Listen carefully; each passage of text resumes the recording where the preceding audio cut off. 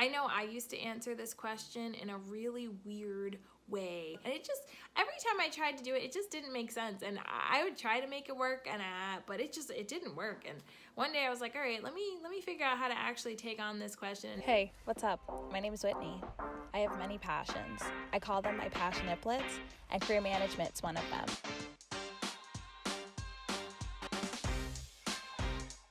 What's your greatest weakness?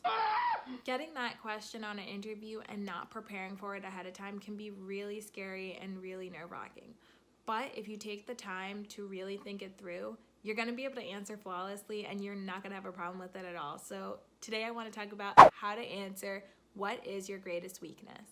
First, let's talk about what the hiring manager is actually looking for when they ask this question, because they're not trying to be as sneaky as you think. When hiring managers ask this question, they're trying to see if you have the ability to self-identify and to correct or to take action to make a change with something, whether it's something you don't know or something you're scared to do but are willing to learn how to do.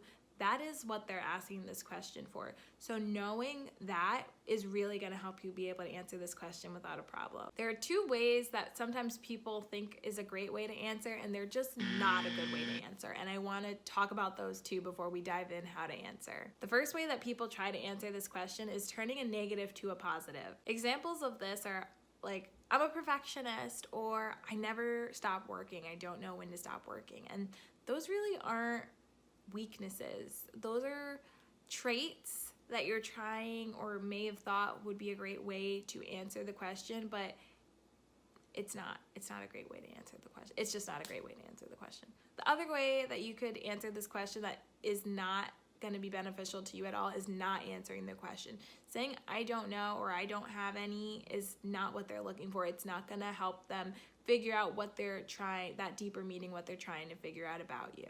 I know I used to answer this question in a really weird way. I tried to say that I didn't know how to stop this. I used to try and say I didn't know how to stop working, basically, is what I used to say. I don't know when to give up on something. I'll keep going. And every time I tried to do it, it just didn't make sense. And I would try to make it work, but it didn't work. And one day I was like, all right, let me figure out how to actually take on this question. Now let's talk about how to answer this question. The first step on how to answer this question is to identify something that you're not great at, but you're willing to work on.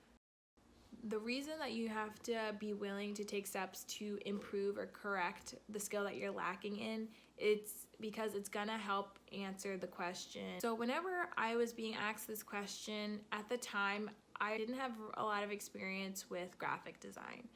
I would say one of my weaknesses is I'm not very experienced with Adobe InDesign. But I do have an online course that I fully intend to take so that I can become better at it.